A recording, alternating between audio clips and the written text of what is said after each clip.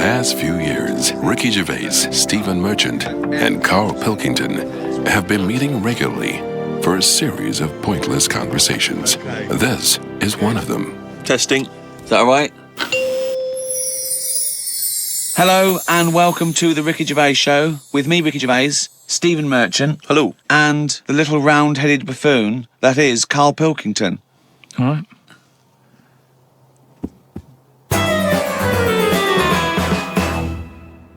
In ancient Greece, every year 500 people would be selected from that Grecian society, and they would have to sit there that year and they would propose laws and everyone else would vote on them. Now, if you were in that position, all right, you're called up, what rules and laws are you instigating? You might go, right, I want an egalitarian society. I want freedom for people. I don't want slavery. I don't want any sort of oppression. Would that be high on your list? Well, you could say, you know, when I worked at Cordon Bleu, there was times when I thought being treated like a slave here. You weren't though, because you were being paid and you were free. So.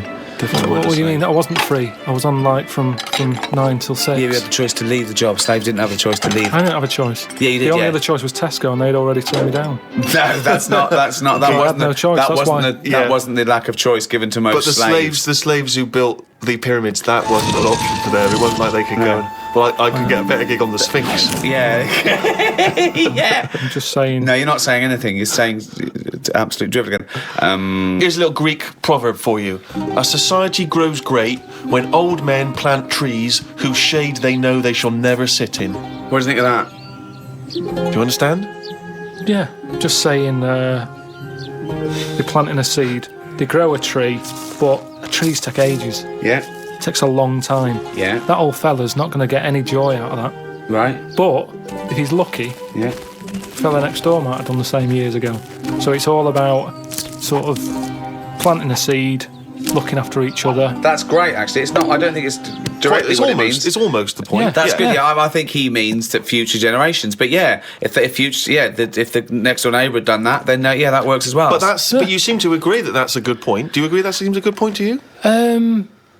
But I'm sort of guessing he enjoyed gardening anyway. Part of the enjoyment was in planting that seed. We should have... It's the old metaphor problem again, isn't it? I know, yeah. It's not specifically about trees. But as a metaphor, what he enjoyed is the fact that he's added to society and human life, and he's got a legacy and all that. But by the same time, when I went to Ibiza, right, now there they have motorbikes, people flying around on them, people don't wear helmets.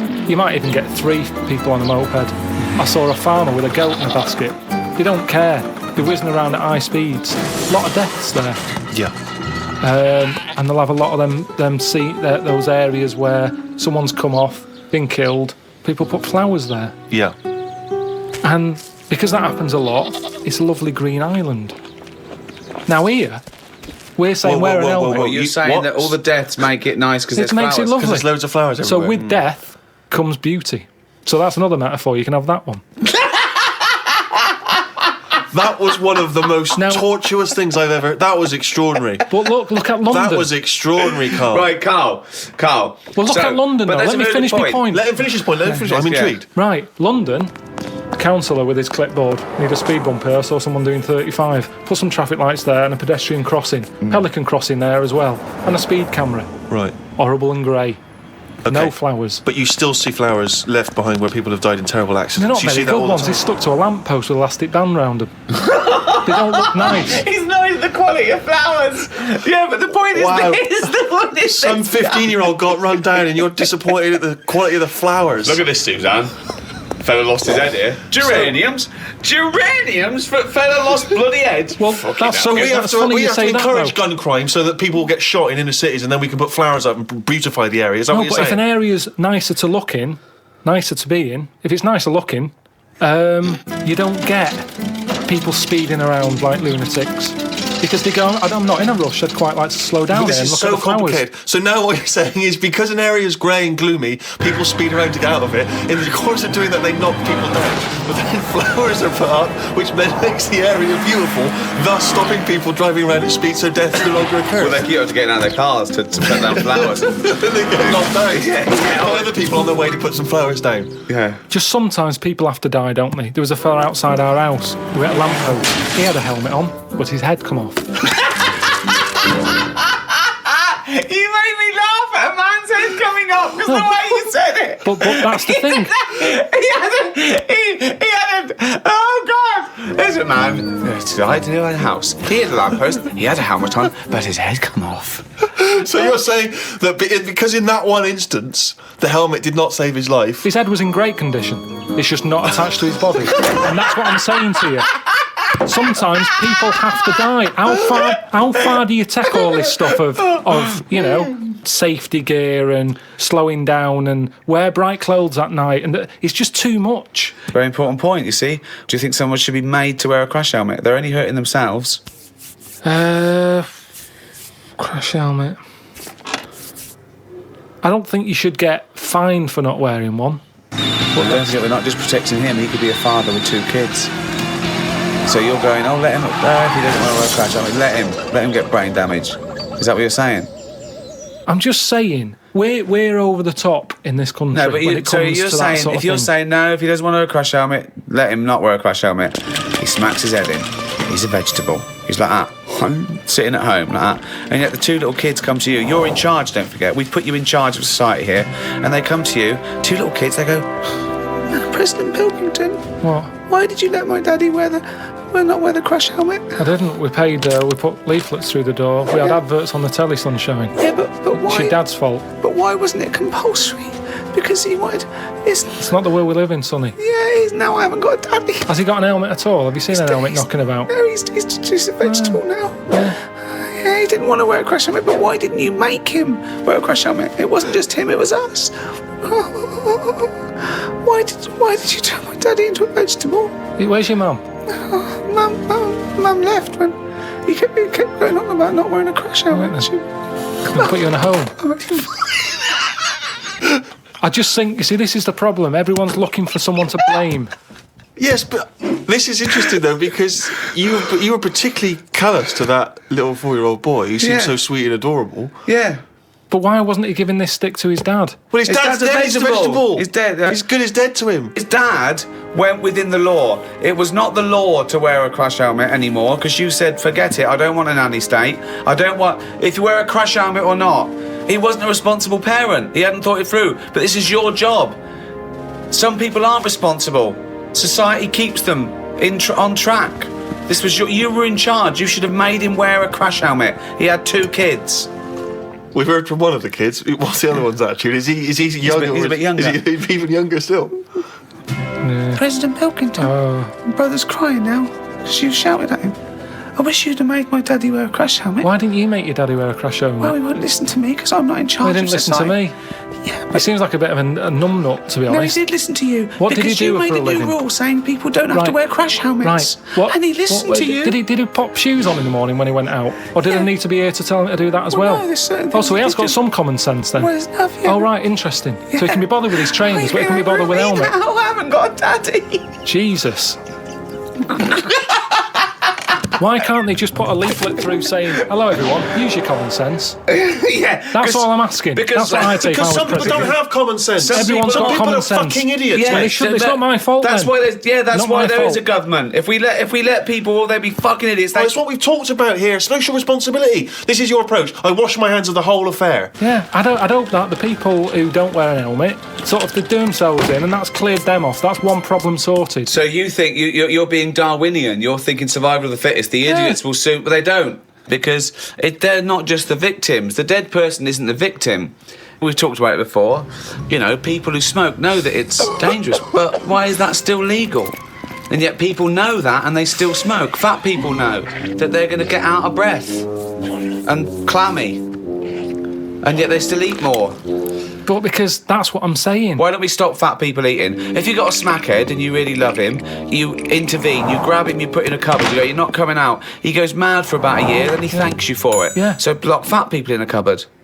And just can't put get 'em carrots in. under the door. What? The thing is, there's got to be some responsibility. Now, if it's your own fat kid, stick him in your cupboard. But what I'm saying is, as a counsellor, I'm not spending taxpayers' money on cupboards to put the fat kid in.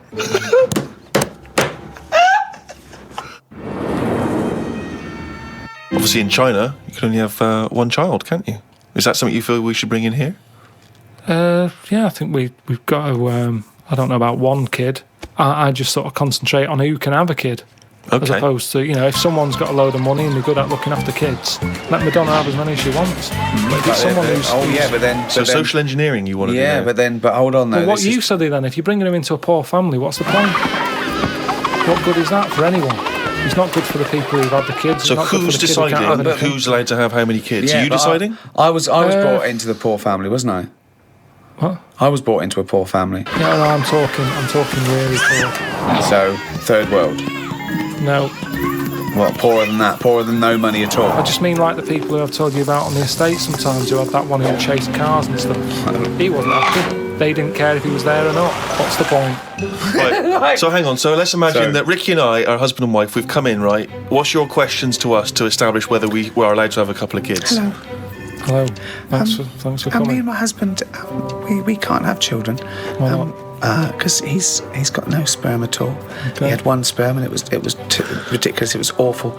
It just came out like a dead anchovy. Right. And you were meant to have 300 million tiny ones, and he had one big one. It was horrible. I had to pull it out. It was like a leech.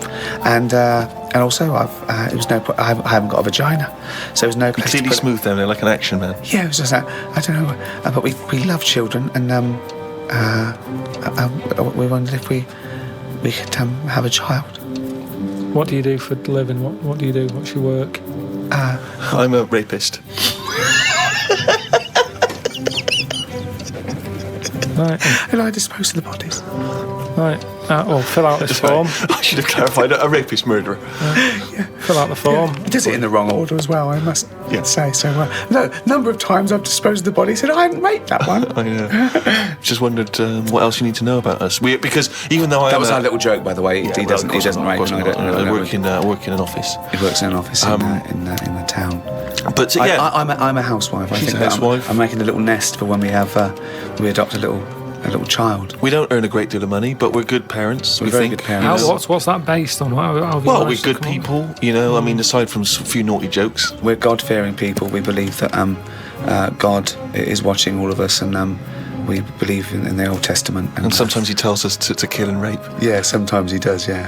We're joking again. We're joking again. We don't joke. believe in God. We're firm atheists and believe that our time on earth is all we have, and then when we die, we become worms meat.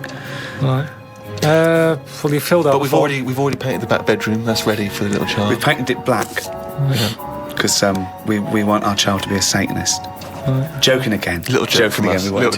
We want him to be an accountant. Right. Yeah. Gay accountant. And there's too much in society where people are pressured to be heterosexual, so we're going to try and make ours a homosexual. Right. So you filled out the form. Fill out the form. Yeah, we'll pop that in, get it processed. Right. Okay, but what kind of questions are you going to ask us? None really. No. It's just my job. You're happy. You're It's my happy job with us. to pass the forms on. We've passed the interview. Because that's the sort of world we live in now. Oh God. You've obviously heard of the famous Rosa Parks incident, in which she was obliged to move on the bus from where she was sat to somewhere else, and she chose not to, and she was arrested for it. It became very much a sort of figurehead of the civil rights movement. Had you been travelling on that bus? What did you do? And am I far from where I'm getting off?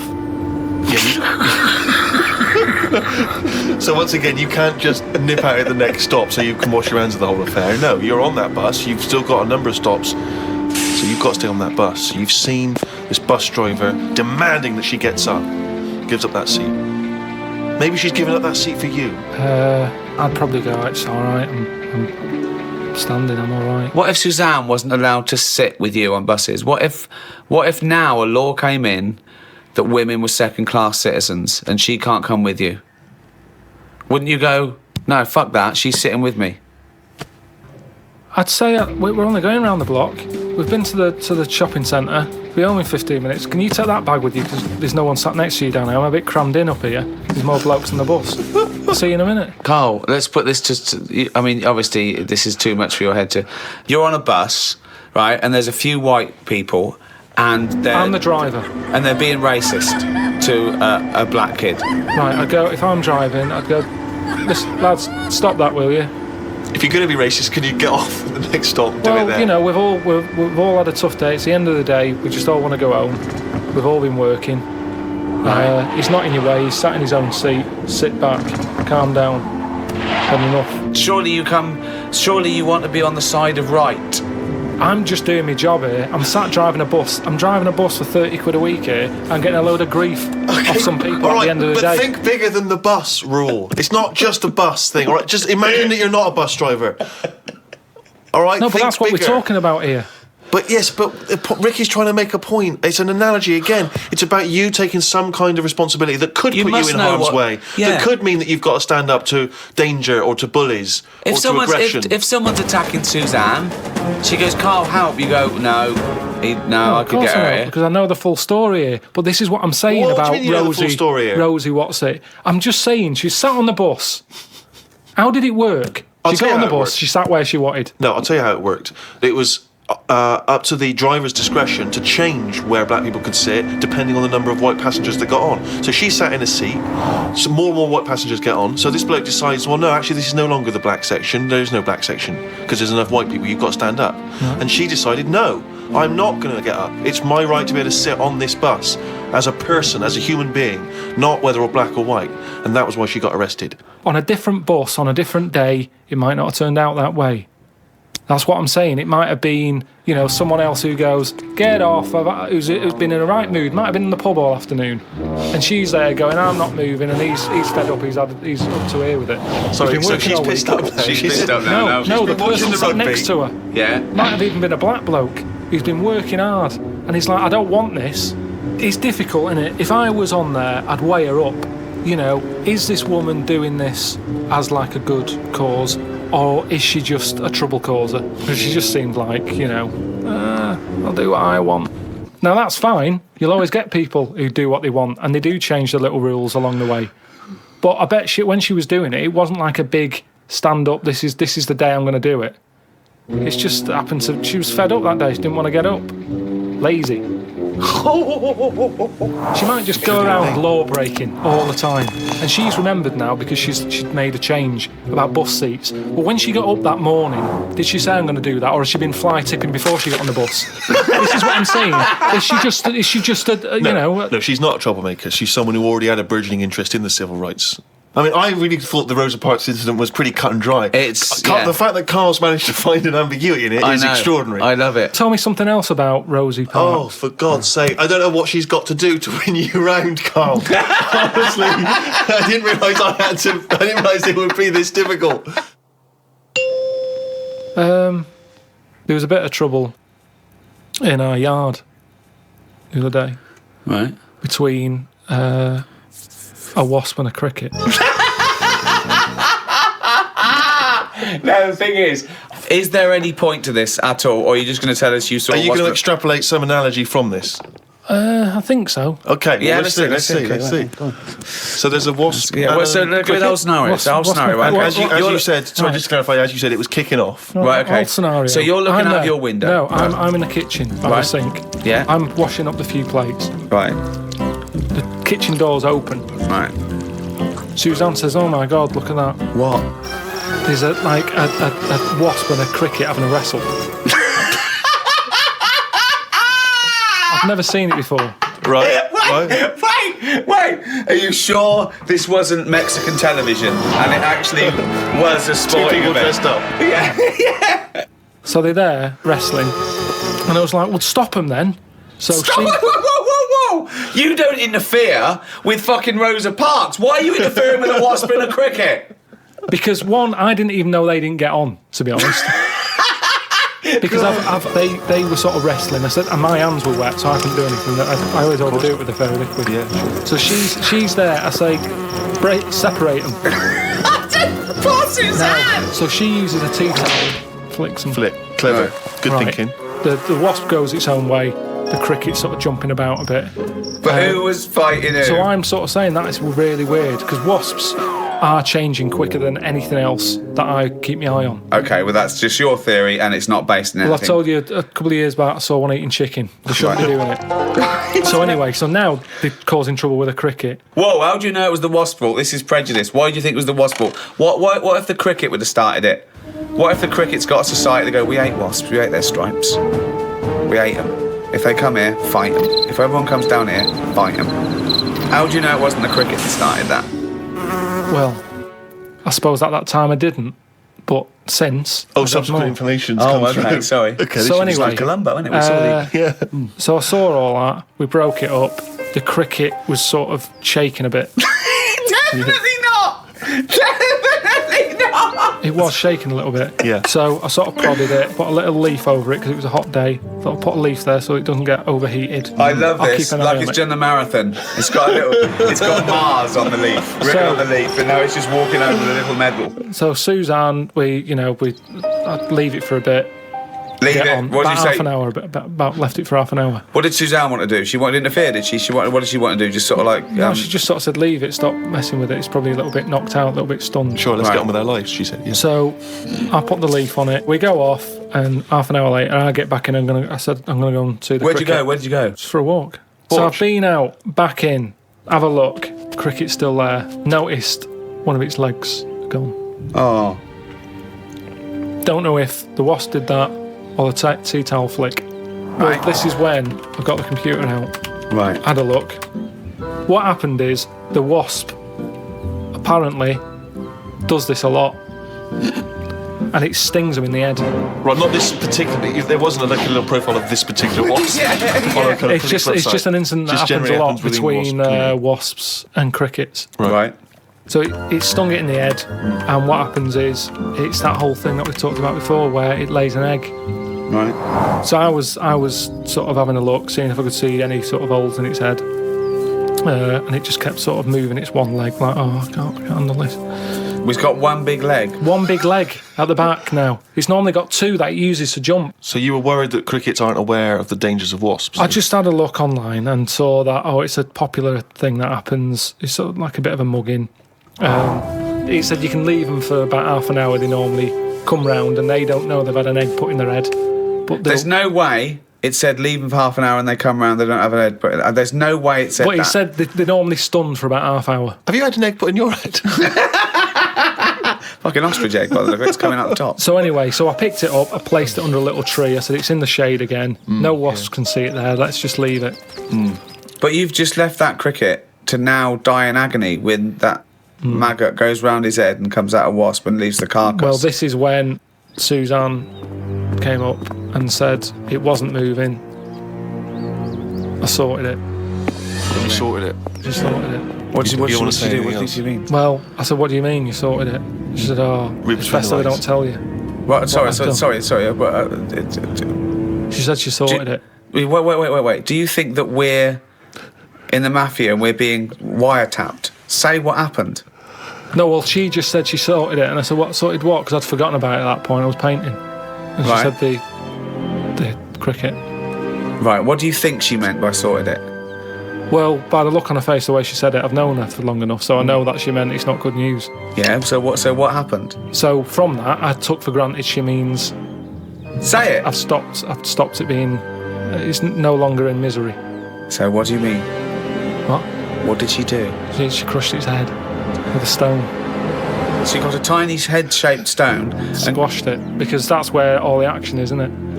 So she said it was too cruel watching it sort of shaking about with its one leg and stuff. You had to kill it. I imagine I had this vision that one day Suzanne just having to say to his parents, I've sorted it.